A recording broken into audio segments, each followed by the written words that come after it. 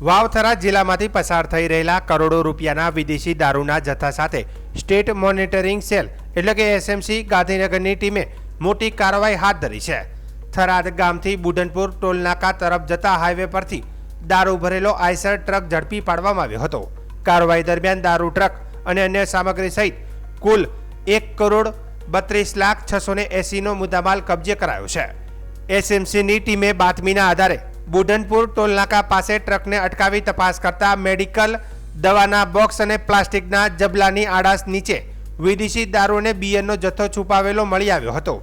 પોલીસે ટ્રકમાંથી અલગ અલગ બ્રાન્ડની દારૂની બોટલ અને બિયરના ટીન સહિત કુલ 31,836 નંગ જેની કિંમત રૂપિયા 1,20,47,280 છે જપ્ત કર્યા। ઉપરાંત ટાટા કંપનીના આઈસરની કિંમત 10 લાખ અને કવરિંગ સામગ્રીની કિંમત રૂપિયા 1,47,600 ગણવામાં આવી છે।